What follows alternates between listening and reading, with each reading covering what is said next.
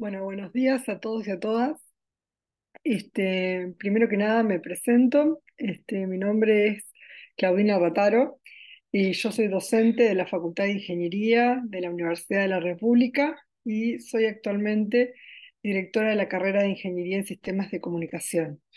Esta charla se realiza para el público objetivo, somos estudiantes de la Escuela Técnica de Artigas, este, que se mostraron con interés o su docente manifestó interés en dos charlas, una que ya la pasé, que es sobre la carrera de Ingeniería en Sistemas de Comunicación y de paso aproveché a comentar otras titulaciones que se pueden cursar en la facultad.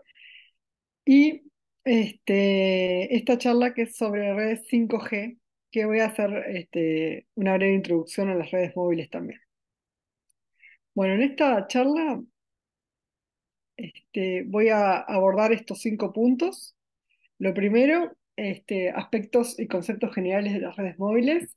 Luego voy a hacer un repaso histórico de las tecnologías móviles desde la primera generación a las redes de quinta generación, que las redes de quinta generación ya son una realidad en el mundo, inclusive en nuestro país. Voy a comentar algunas proyecciones y evolución en el mundo sobre las redes móviles. Este, Me voy a centrar un tiempo importante en las redes 5G y voy a comentar algunas particularidades muy puntuales de las redes 6G. Bueno, los conceptos generales de las redes móviles, voy a hablar sobre el espectro radioeléctrico y su gestión, sobre los conceptos base del acceso al medio y la duplexación. Bueno, empezando con el espectro radioeléctrico, todas las redes que involucran, las comunicaciones, mejor dicho, que involucran tecnologías inalámbricas. Inalámbricas es cuando no existe un medio tipo un cable o una fibra óptica que una el emisor con el receptor. ¿Tá? Por ejemplo, las redes móviles son un ejemplo de las redes inalámbricas, pero también el Wi-Fi es otro ejemplo. La televisión, cuando tenemos los cuernitos en la tele, o la radio, ¿no? Cuando escuchamos la radio en el auto o este, la radio espica que solían escuchar nuestros abuelos, etcétera. Este, Esas tecnologías inalámbricas, ¿tá? Usan el espectro radioeléctrico como medio para su comunicación. ¿Tá? El espectro radioeléctrico es es el medio, digamos, es el conjunto de las frecuencias por las cuales se propagan las ondas electromagnéticas donde se cursan este estilo de comunicaciones. En particular de todas las frecuencias que existen, digamos, acá tenemos en este eje, en esta línea que estoy señalando acá, tengo el eje de las frecuencias, por eso está en hercios, acá tenemos desde la más baja frecuencia, desde el kilohertz hasta 10 a la 24 Hz. Este, esta porción acá, que se marca acá con la parte roja, es lo que se denomina espectro radioeléctrico, son las ondas, digamos, o son las frecuencias, mejor dicho, que se usan para las comunicaciones, ¿tá? Para las telecomunicaciones o comunicación. Acá, por ejemplo, se muestra dónde están las radios AM, dónde están las radios FM, que están un poco más altas. Vieron que ustedes, por ejemplo, cuando escuchan una radio AM, es una frecuencia, por ejemplo, no sé, no sé, no se me ocurre ninguna AM 890, por ejemplo, que son 890 megahertz, ¿tá? Está por acá. Después, en cambio, la FM está, por ejemplo, en, yo qué sé, 103.7 megahertz, ¿no? Está un poco más arriba que la AM. Este, perdón, la M era el kilohertz, disculpe. Después, por ejemplo, una frecuencia que seguramente les suene más, cuando ustedes tienen un router Wi-Fi en la casa, ¿tá? En general los routers Wi-Fi están en el orden de los gigahertz, ¿tá? Las frecuencias más usadas son 2,4 gigahertz, la banda esa, o la banda de 5 gigahertz, ¿tá? Eso está aquí. Y bueno, acá estoy comentándoles que en las diferentes tecnologías, celulares, etcétera, se, se pueden usar esta variada cantidad de bandas. Y bueno, cuanto más chica es la frecuencia, más grande es la longitud de onda, por eso acá se dibuja así como más espaciado los piquitos, y cuanto más alta es la frecuencia, o sea, más rápido se dan estos ciclos, digamos, más cortita es la longitud de onda. Esta parte del espectro no se usa a priori para las comunicaciones. Por ejemplo, la fibra óptica, que no es una comunicación inalámbrica, sino que es una comunicación que está guiada en el medio fibra, digamos, anda en este orden las frecuencias, como para comentarles un poco. Bueno, entonces, esto es el primer aspecto de la presentación, el espectro. El espectro, ¿por qué? Porque es el medio por el cual se propagan las ondas electromagnéticas, que es en definitiva por dónde viaja la información que queremos pasar de un lado a otro. Bueno, después, esta figura, que también es sacada de Esopo, la anterior también, Esopo es un proyecto de fin de carrera que hubo en la facultad hace un tiempo, que estudió el tema del espectro, el uso, etcétera, que está bueno si quieren incursionar en ese tema. Les recomiendo que lo busquen, ponen Esopo, Facultad de Ingeniería, proyecto de fin de carrera y les sale la documentación. En esta gráfica se muestra, por ejemplo, para diferentes frecuencias, que es el eje horizontal, cómo varían algunas características. Me voy a concentrar para no extenderme mucho en tiempo en dos. Por ejemplo, al aumentar la frecuencia, si miramos la curva naranja, aumenta la capacidad que se puede brindar. Capacidad, eso se traduce en cantidad de bits por segundo que puede cursar esa red. En cambio, al aumentar la frecuencia, me disminuye la cobertura si miro la curva verde. Entonces ahí es como se ve que, por ejemplo, que hay bandas que son mejores, por ejemplo, para cobertura, para mejores, capacidad, por ejemplo, perdón. Pero hay otras que cuanto más capacidad tengo, la atenuación, por ejemplo, aumenta con la frecuencia.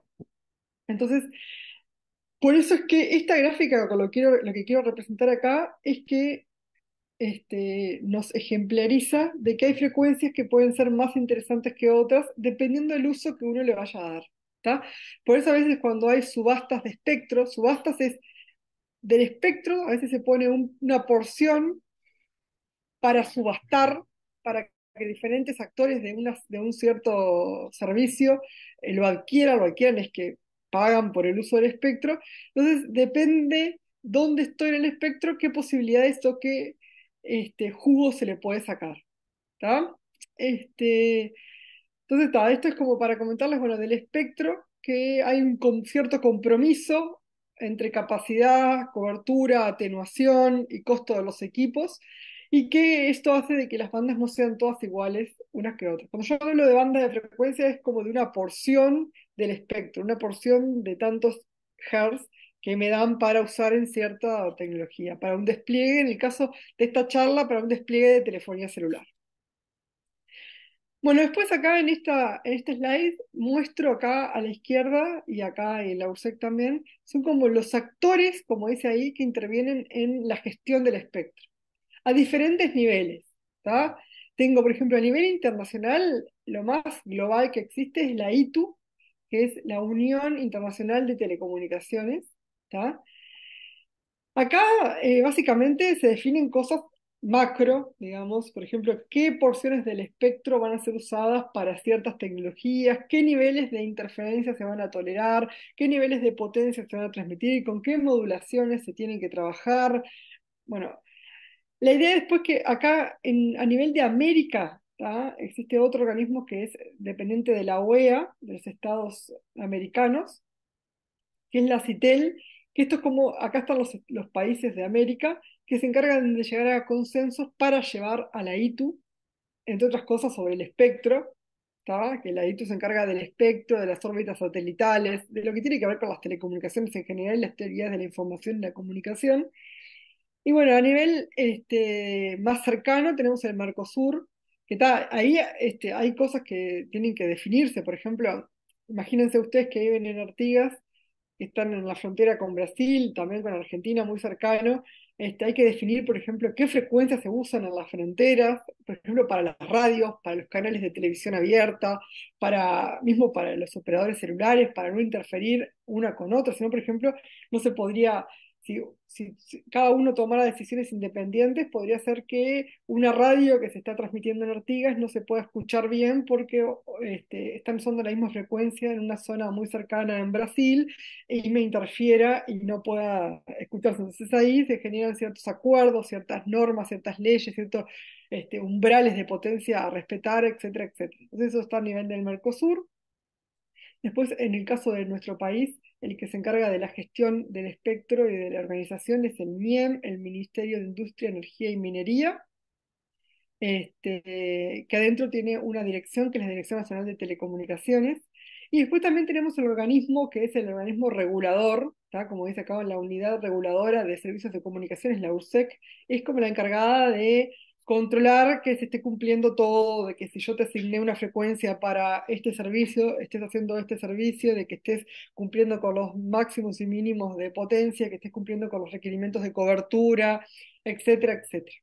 Bueno, este es un cuadro, esto que parece de todo colorinche así, es un cuadro de asignación de frecuencias. Acá, esto pueden entrar a la página de la URSEC, acá no se puede visualizar mucho, pero se menciona para cada frecuencia qué tipo de servicio hay asignados, qué tipo de servicio no hay asignado, cuáles están libres por ahora, cuáles tienen diferentes usos dependiendo de la parte geográfica que están, etcétera, etcétera, etcétera.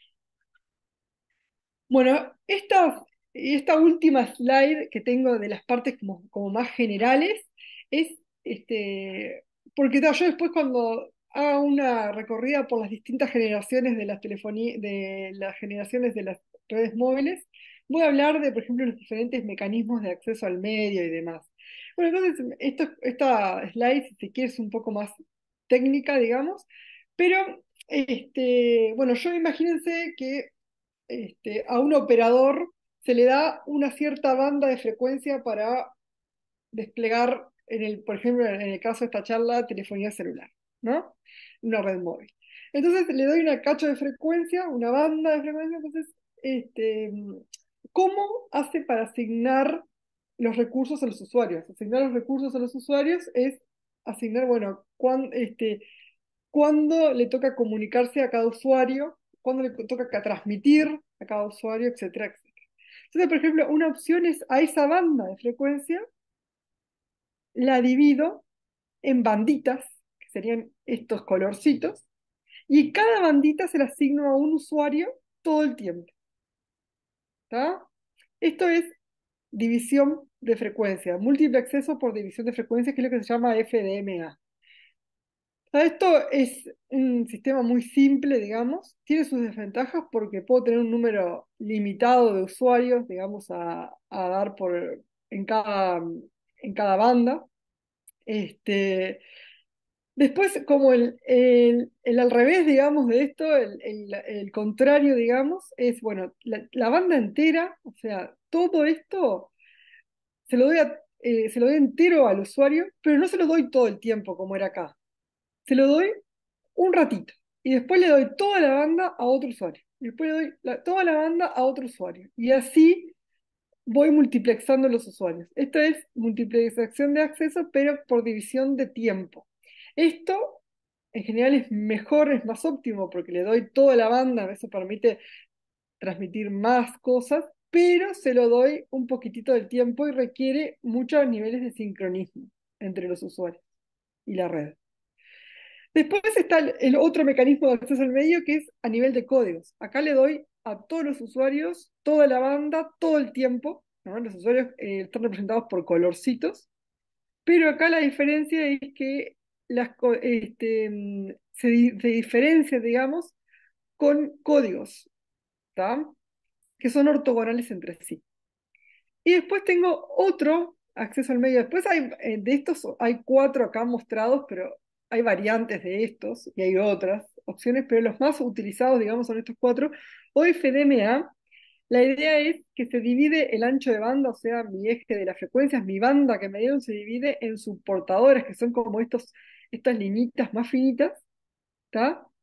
Y a cada usuario se le da, este, se le puede dar variables, se le puede dar por ejemplo, una porción de cierta cantidad de portadoras por cierto tiempo. Se le dan como estos rectangulitos que hay, ¿no? Yo acá en esta banda puedo decir, bueno, este usuario, por ejemplo, acá por ejemplo, a Violeta se le asignó este prisma más de base rectangular, ¿no? Que va para abajo, y a este más finito, yo puedo adaptarlo con cierta flexibilidad, digamos, y doy, la banda la divido como quiero entre los usuarios y en el tiempo también, ¿está? Bueno, esto es lo que se llama OFDMA, que es muy usado, por ejemplo, en redes 4G, redes 5G, en Wi-Fi, en la televisión digital. Bueno, el acceso al medio muy usado por su buena performance. Este, bueno, acá es otro detalle, es por ejemplo que yo en general voy a tener comunicaciones que son en un sentido desde la radio base al móvil, ¿no? Que yo acá les pongo downlink, o comunicaciones en otro sentido desde el móvil a la radio base, que serían tipo uplink. Entonces, depende también las generaciones de la telefonía y las posibilidades de las bandas y demás. Si en una misma banda de frecuencia puedo hacer como en este caso un ratito, ¿no? Acá tengo el tiempo. Imagínense que lo amarillo es downlink. Hago un rato downlink, un rato uplink, un rato downlink, un rato uplink. En la misma banda. ¿Tá? En cambio, otras tecnologías, por ejemplo, 3G, básicamente funciona así. Tengo que tener una banda especialmente para uplink y otra banda especialmente para downlink, que estén separadas entre sí por temas de interferencia, de potencia, etcétera, etcétera. Este, Esto, por ejemplo, tiene la contrapartida que necesito mucho más sincronismo entre los equipos, entre el sistema, etcétera, pero la ventaja de que tengo con una sola banda, una porción del espectro, yo resuelvo el uplink y el downlink. Acá tengo como tener dos porciones del espectro separadas entre sí, pero no tengo que tener tanto sincronismo como tenía en este caso. Bueno, entonces, hasta acá lo que conversé es, volviendo a nuestras cosas, hablé del espectro, ¿no? ¿Qué es el espectro radioeléctrico? Entonces, ¿qué es el medio, el conjunto de las frecuencias que vamos a usar para las transmisiones de las redes móviles en particular, y otras transmisiones, pero en particular las redes móviles, que son lo que nos motiva esta charla? Las diferencias entre las frecuencias en los diferentes aspectos, capacidad, atenuación, cobertura y costo de los equipos, ¿tá? A medida que aumenta la frecuencia, la cobertura me baja, las atenuaciones aumentan, los costos de los equipos aumentan, por ejemplo.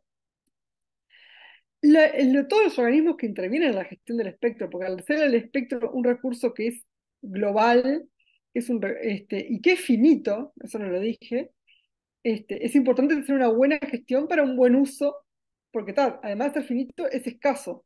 Eso no se puede dar de más espectro, se tiene que dar lo justo y necesario a cada tecnología, a cada operador, etcétera, etcétera. Y bueno, y acá les conté un poquito de estos, sería cómo es el uso del espectro en cuanto a multiplexar la cantidad de usuarios para cuando tengo un cierto espectro asignado, y estos, cómo multiplexar el uplink y el downlink en el espectro que me dieron. Que hay como dos posibilidades, dependiendo de la tecnología, se puede usar una opción o la otra opción. Bueno, el repaso histórico de las redes móviles, bueno, empezando por las redes de primera generación, estas surgen en el mundo a fines de los años 70, principios de los años 80. En Uruguay ya vinieron más cerca de los 90, ¿tá? Eran terminales son el teléfono en sí, ¿no? Los terminales eran muy caros, y eran grandes, ¿tá? No entraban en el bolsillo como entran hoy en día los celulares. Era una tecnología que era analógica y estaba enfocada, como dice acá, en servicios de voz. Con esto me refiero a que no existía el mandarse un mensaje, el internet, etcétera. La gracia de las redes móviles de primera generación era poder comunicarse con voz, ¿tá? Y poder llevar un equipo que lo llevarían en la mochila, en el maletín, no sé. Bueno, y acá el acceso al medio era por división de frecuencia, volviendo a nuestras grafiquitas de acá, era así. ¿Tá? Me daban la banda al operador y Esto obviamente es lo que ocurre internamente, el usuario no es consciente de esto. Era un acceso por división de frecuencia, que es como el más básico, digamos, de todos, y sin seguridad. ¿Tá? Las comunicaciones yo las podría eventualmente escuchar, si me ponía en la misma frecuencia a escuchar el medio en ese momento. ¿Está?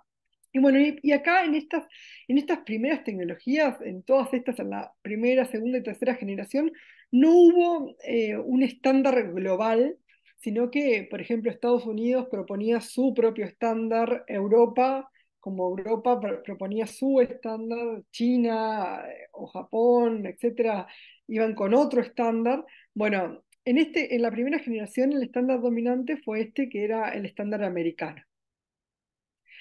En los años 90, finales de los 90, aparece la segunda generación, que esto sí tuvo un cambio radical respecto a la primera generación.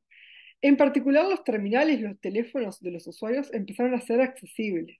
¿Tá? No sé si ustedes tal vez son chicos, pero fue un boom en nuestro país también. Por ejemplo, este celular era el Nokia 1100, que empezó a ser accesible a muchas personas, no como estos que eran accesibles a una cierta elite o, no sé, gente que trabajaba, no sé, en empresas importantes, etcétera. Esto empezó a ser accesible a casi todo el mundo, llamémosle. Y también una gran novedad que vino acá es la separación de la SIM del teléfono, ¿tá? La inteligencia y los datos del usuario, del servicio, etcétera, quedó concentrado en el chip. Entonces uno podría romperse el celular o cambiar el celular, etcétera. Y cambiando el chip, esa independencia fue también una gran novedad que vino con la segunda generación.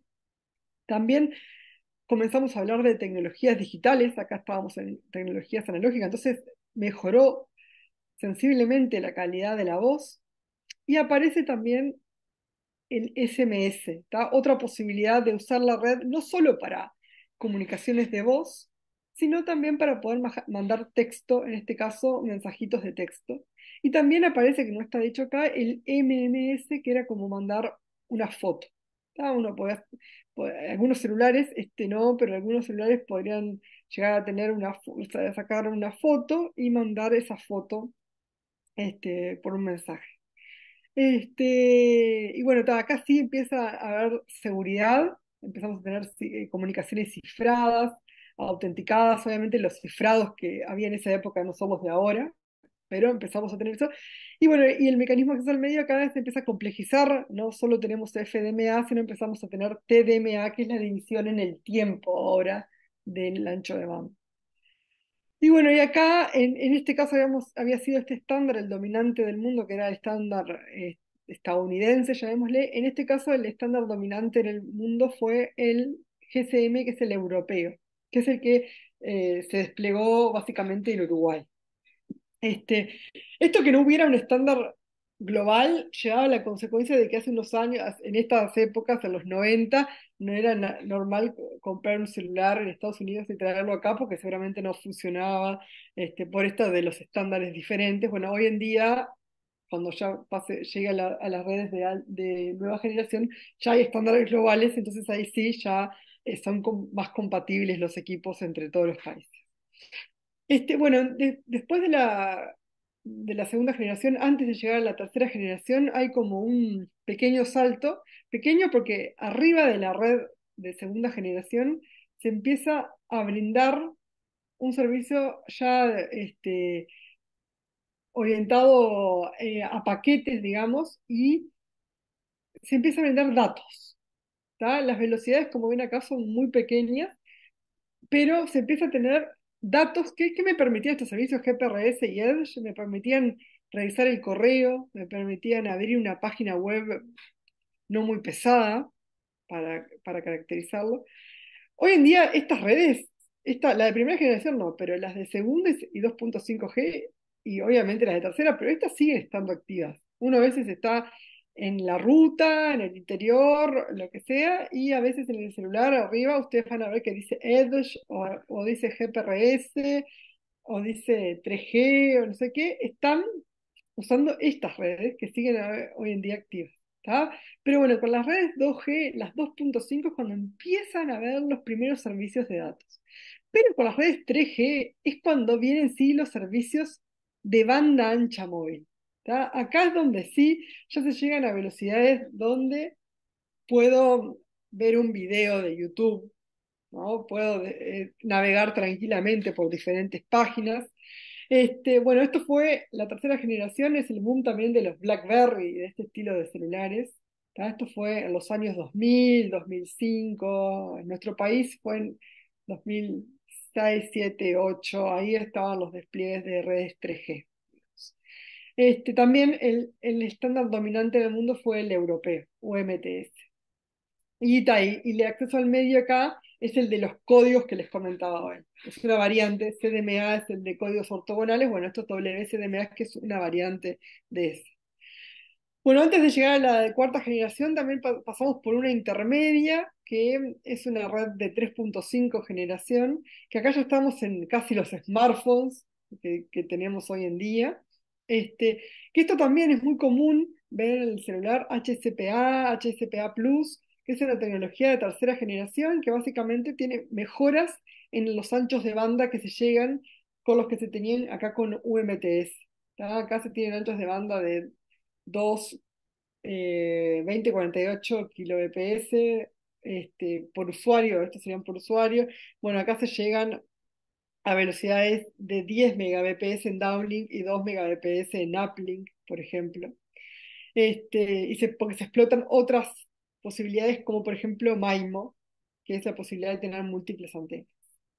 Este, y bueno, acá llegamos a la cuarta generación, que el nombre comercial es LTE, ¿tá? O LTE Advanced es LTE avanzado, no es mucho más que eso. Y acá sí, a partir de la cuarta generación, tenemos estándares de la 3GPP. Esto que yo acá dice R8 es el release 8 de la 3GPP, que son estándares globales. Ahí sí, todo el mundo, todos los fabricantes de equipos se basan en estos estándares. ¿Tá? Obviamente hay cosas que el estándar no define y que cada fabricante lo hará como entiende que es mejor, cumpliendo con el resto del estándar, digamos, y la compatibilidad va a estar dada por el estándar. A lo que voy con esto es que a partir de acá, de la cuarta generación, sí ya hay compatibilidad básicamente de todos con todos, digamos. Este, y bueno, acá ya las redes de cuarta generación, ya hace muchos años que están a la vuelta, ya estamos seguramente en todos lados. En nuestro país hay una muy buena cobertura de redes de cuarta generación, de los tres operadores, de Claro, de Antel y de Movistar.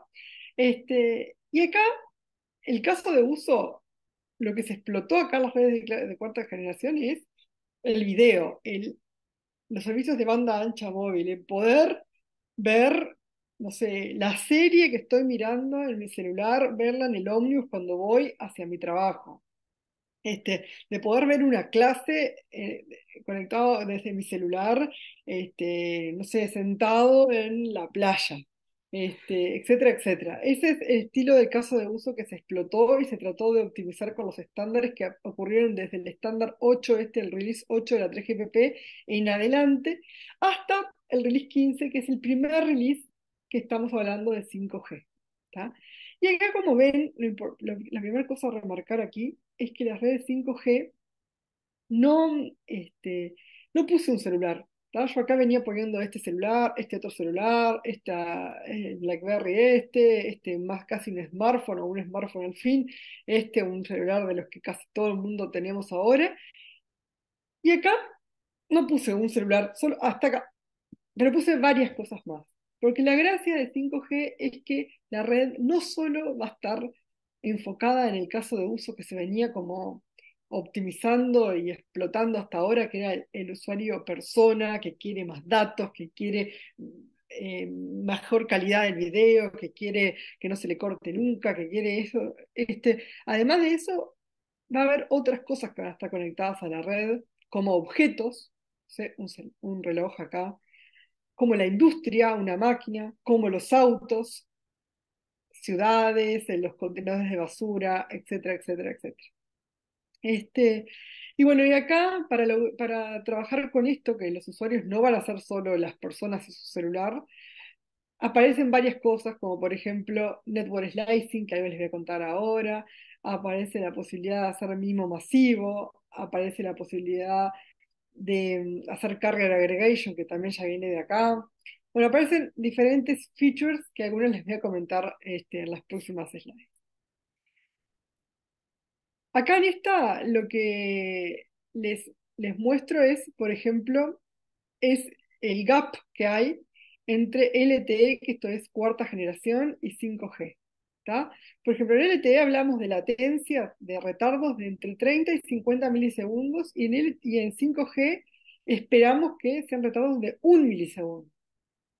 Por ejemplo, para mencionar otra cosa, acá se esperaba de que la red no se te cortara o soportara velocidades del usuario de 350 kilómetros por hora, y ahora se espera de 500 kilómetros por hora. Esto que, por ejemplo, que vos vayas en un tren bala, los trenes estos súper wow, y no se te corte y puedas seguir viendo tu video o tu llamada o lo que estés haciendo en perfectas condiciones.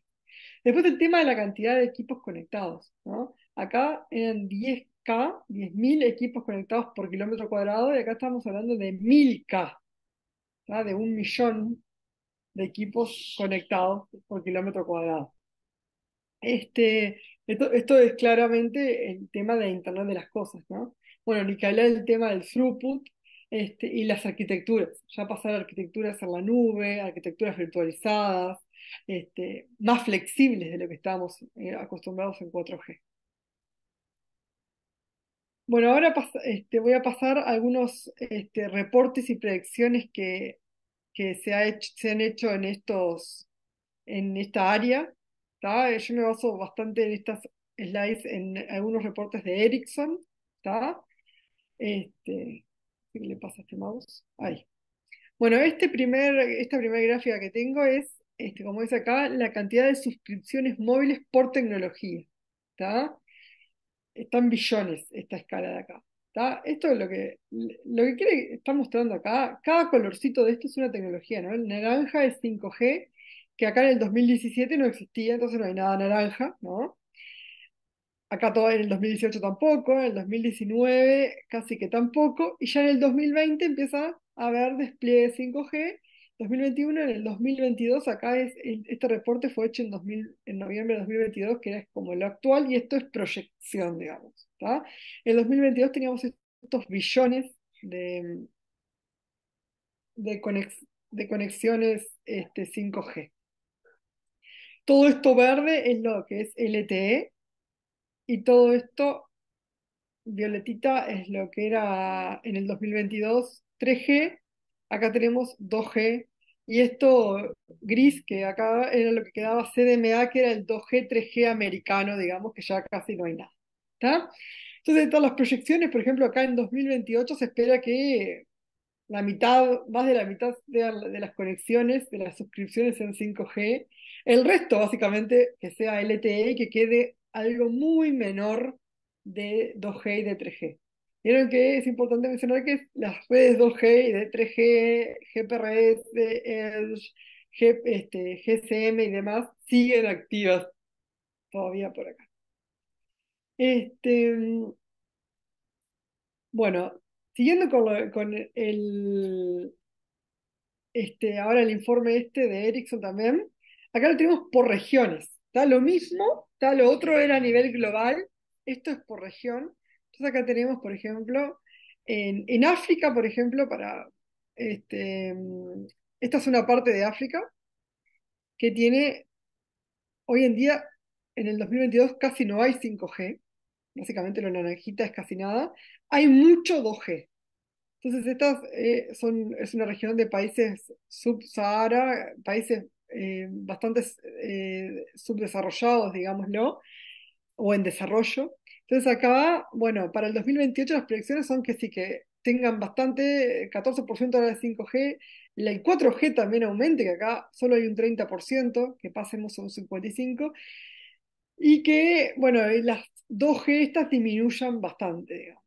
Claro, por ejemplo, acá tenemos en Norteamérica, por ejemplo, para ponerle lo contrario, ¿tá?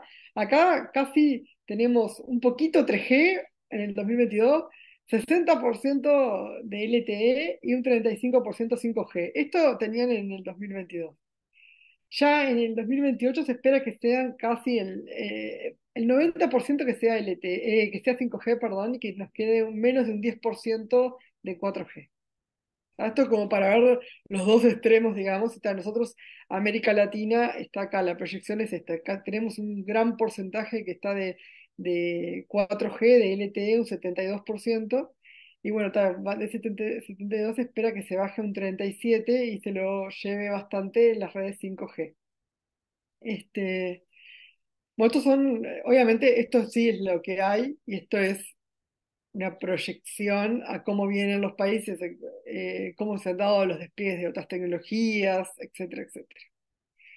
Este, bueno, acá también tenemos otra, que esta es una gráfica que a mí me parece interesante de mostrar, es por ejemplo, cómo ha sido la demanda de tráfico en las redes móviles mes a mes o cada cuatrimestralmente, que son estos Q1, Q2, y año a año, ¿no? Desde el 2015 hasta el 2022, y lo que se ve es que ha aumentado siempre, ¿tá? En los requerimientos de tráfico en las redes móviles.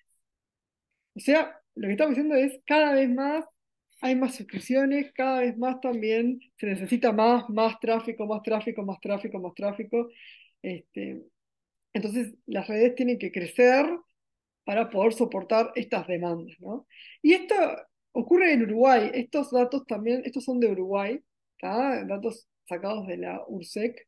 Tenemos datos solo hasta 2021, pero también el crecimiento de la demanda de tráfico estos son el tráfico semestral de datos en terabytes, ¿tá?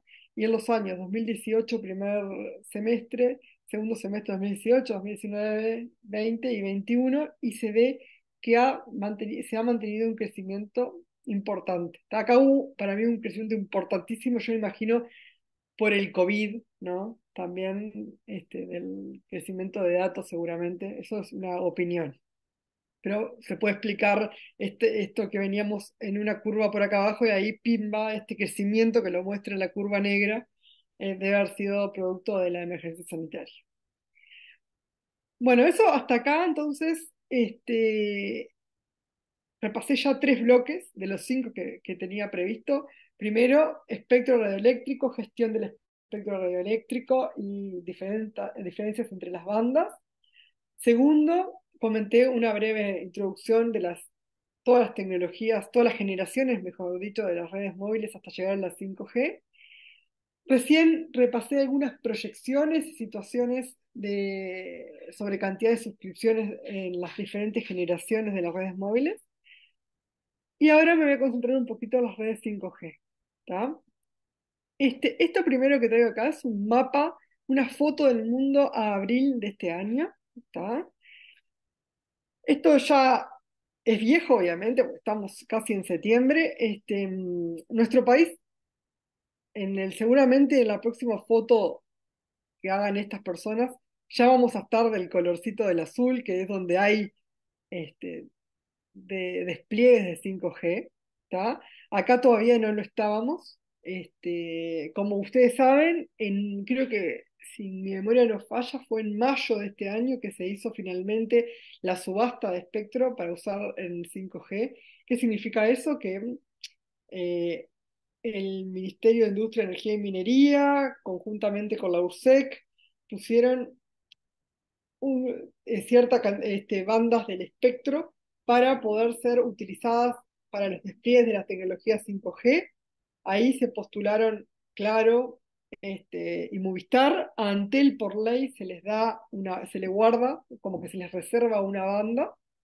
Y bueno, en este caso no había mucho para pujar en el sentido de que eran bandas que estaban juntas, no había esto que yo les contaba hoy, que hay algunas que son mejores para cobertura, mejores para anchos de banda, mejores para...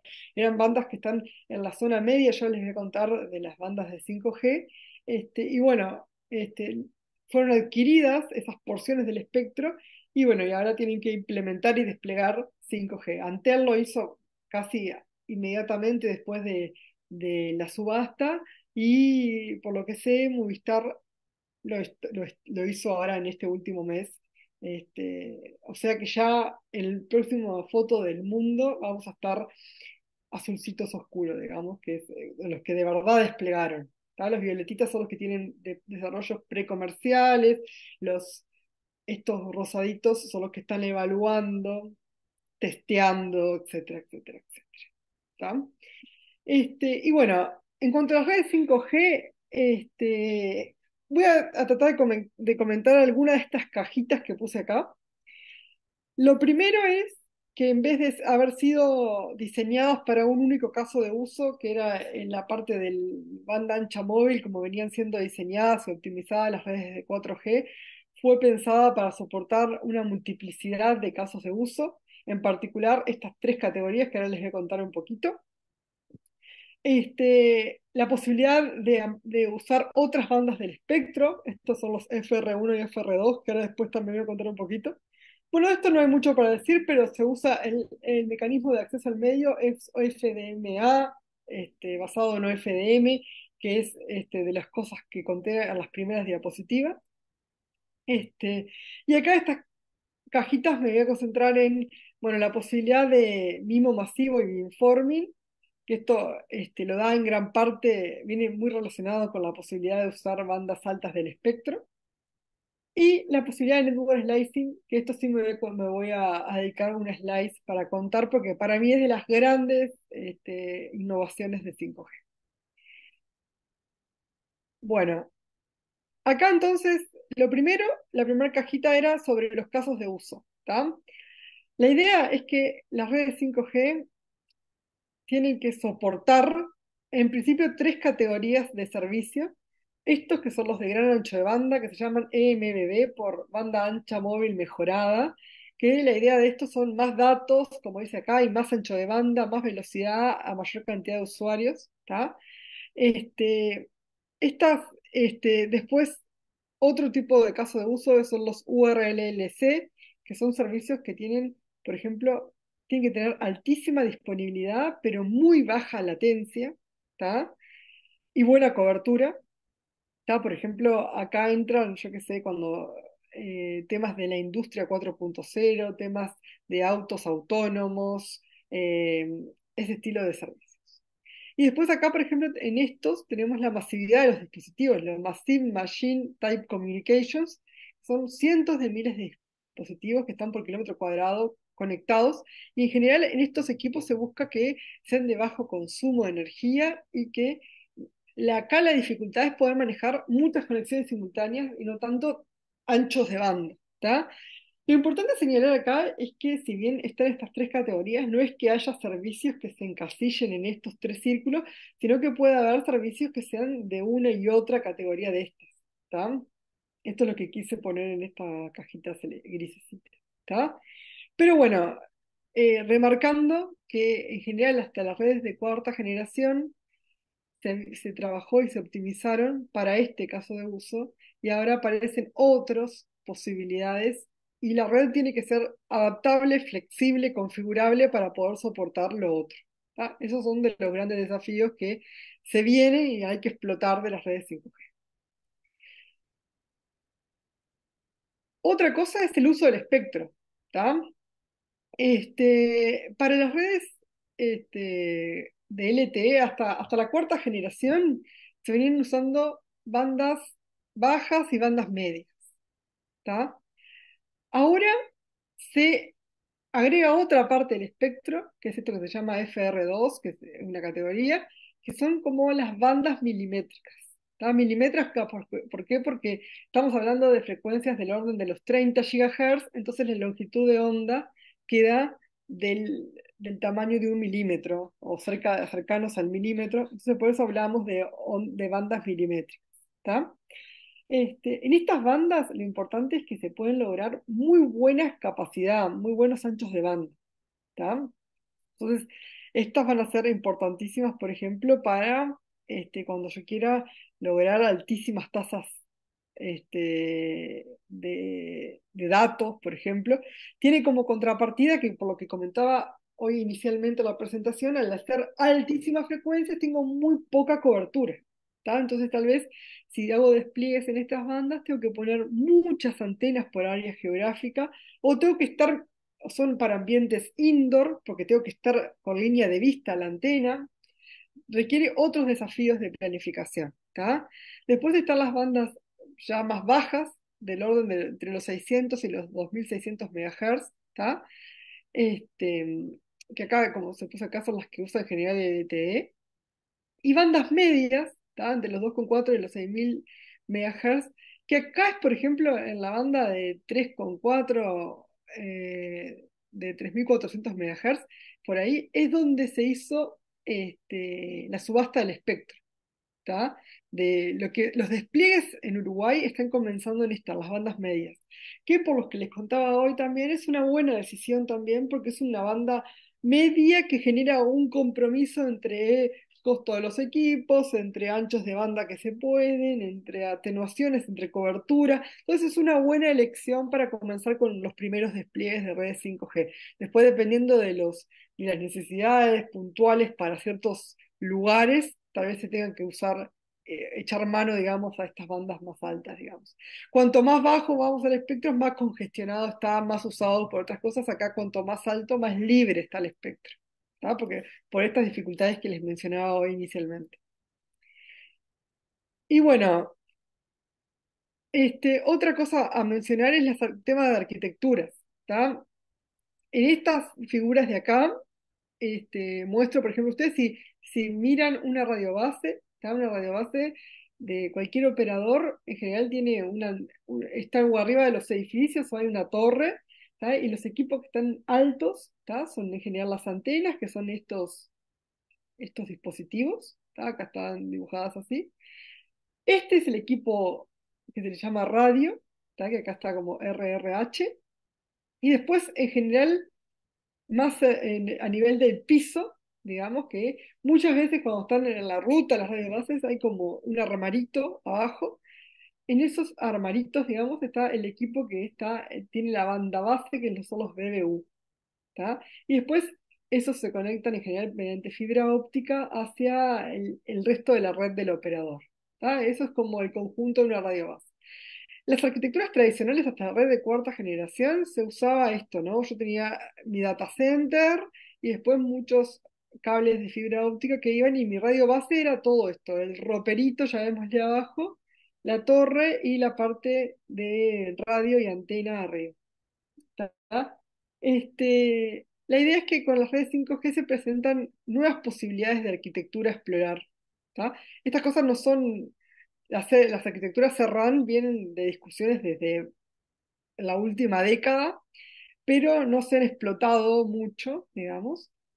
Entonces la idea es, por ejemplo, dejar lo más cerca del usuario posible la parte, por ejemplo, el RH y la antena, el RRH y la antena, la parte de la antena, y esto, la parte BBU, dejarlo en un ambiente más central, ¿tá? Y acá poner una fibra. ¿Tá? Esto hace que esto sea más barato, la radio base en sí se hagan más baratas y pueda tener varias radiobases y tal vez que dependan de un sitio de estos. Entonces, cuando comentaba hoy que para las frecuencias altas me tendré que colocar tal vez más radiobases por área geográfica, bueno, me conviene colocar radiobases más baratas, llamémosle. Y bueno, acá es cuando empiezo a meter cosas más virtualizadas, ¿tá? Y esto ya nos virtualizamos bastante, digamos que serían las arquitecturas Open RAN, que es algo que se viene bastante en discusión últimamente. Pero esto como para comentar también que lo que quiero que quede claro en esto es que hay desafíos también en arquitecturas, ¿tá? Con las redes 5G, además de tener nuevos usuarios con nuevos servicios a atender, nuevo espectro, lo que comentaba hoy, voy a tener nuevo espectro para que presenta desafíos nuevos, a su vez nuevas posibles arquitecturas a explorar que me va a convenir usar o no usar, etcétera, etcétera. Y bueno, y una de las grandes vedettes, como les comentaba, de las redes 5G es la posibilidad de hacer network slicing, ¿tá? La posibilidad de hacer network slicing es a partir de una infraestructura física que sería esto gris, ¿no? Yo tengo mi red de núcleo de la red, mi red de transporte y mi red de acceso. ¿Esto qué es? Tengo routers, servidores, cables de fibra óptica, antenas, etcétera, etcétera, etcétera, data center, de todo un poco.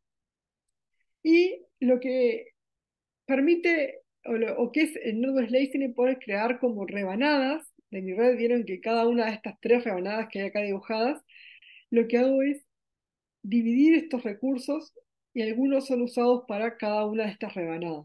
¿Tá?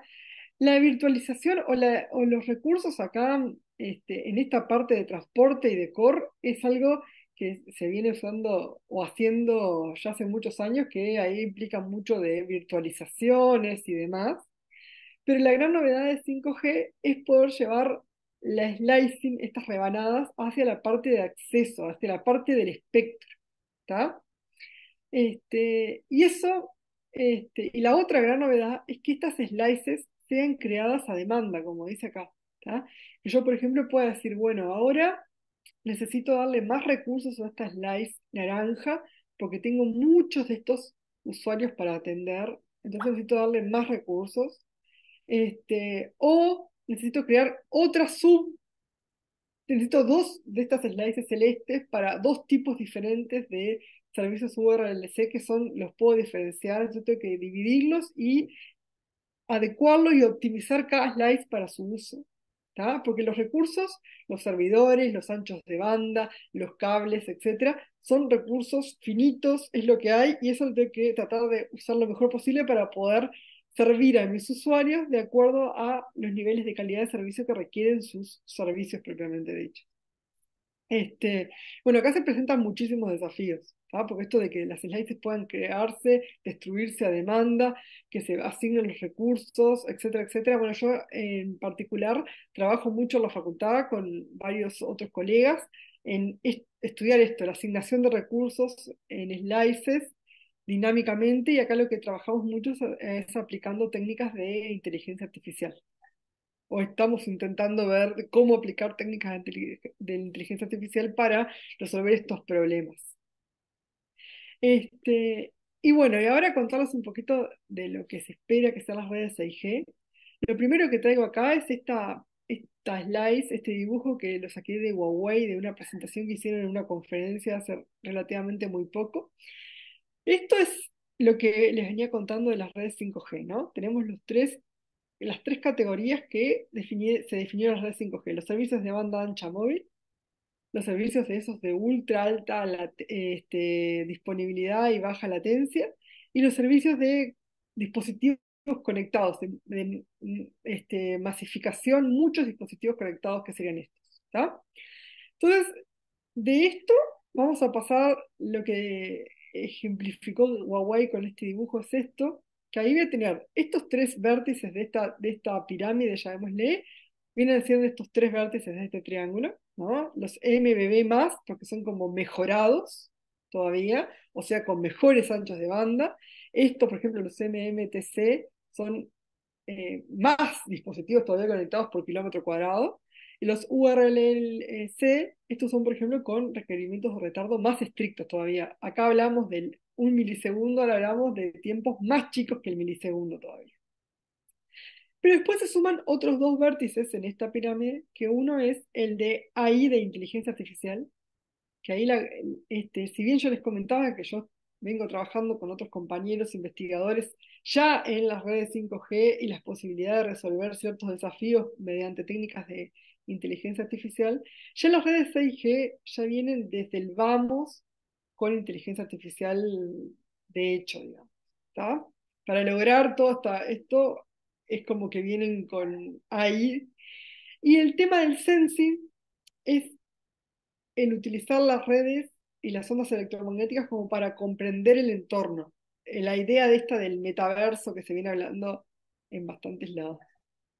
Y bueno, ¿y cuáles son los tiempos? Creo que es lo último que me queda acá. Bueno, se espera que a fin de año la ITU termine un documento que se va a llamar, o se llama, mejor dicho, IMT 2030, que básicamente la ITU, este organismo que yo les comentaba hoy inicialmente, que es un organismo global, define bueno, qué son las redes 6G, qué servicios se van a atender, qué espectro va a utilizar, qué modulaciones va a trabajar, cómo va a convivir con las redes 4, con las 5G, etcétera. Como se hacen como muchos requerimientos y definiciones como más a alto nivel, ¿tá? Y después, a partir de ese documento que se espera que esté su versión definitiva este año, ya se conocen diferentes borradores que se han ido trabajando en estos últimos 3 4 años. Y bueno, a partir de eso se va a trabajar en lo que va a ser el release 20. Ahora estamos en el release 18, que es el estándar 18 que estamos en redes 5G de la 3GPP, y se espera que el release 20 ya sea el primer estándar, digamos, de las redes 6G para que sus primeros despliegues sean alrededor del 2030, 2031, en esos tiempos. Este, bueno, dejo de compartir, espero que haya servido, les digo un pantallazo general, no me quise meter muy al hueso con los conceptos más técnicos, digamos, porque al no estar en vivo, digamos, desconozco exactamente el background en los conocimientos que ya traen, pero básicamente lo que quise dejar claro es, bueno, la gestión del espectro no es menor, el espectro es un recurso escaso, es finito y es un bien de la humanidad, digamos, por eso es que se necesitan tantos organismos que tienen que estar organizando a ver cómo se organiza esto. Este, Después, el tema de la evolución de la generación de las redes móviles, que cada una ha impactado en diferentes aspectos y ha explotado diferentes cosas. Y lo otro, importante es que vieron que la evolución ha sido monstruosa en los últimos años y que cada vez más surgen aplicaciones donde los humanos, las personas necesitamos más datos, más conexiones, más y más y más y más. Y bueno, y que las 5G, las redes de quinta generación, ya son una realidad, ya es algo viejo, llamémosle, en el sentido de que ya es algo actual. Nuestro país en el mundo, como vieron, está llegando un poco tarde en eso. Este, Igualmente, hay que sacarle más jugo, todavía hay muchos desafíos en las redes 5G para poder lograr todo esto estas cosas que les comenté, que son a priori promesas que se tienen desde su concepción. Y bueno, ya estamos hablando de los futuros estándares de las redes 6G y demás. Bueno, como en la otra charla, cualquier cosa me pueden escribir, contactar si quieren saber más. Este, pero mi correo, perdón, es crataro, rattaro, @fing.edu.uy. Cualquier duda que tengan me la pueden sacar o si se dan otra oportunidad seguir conversando de estos temas.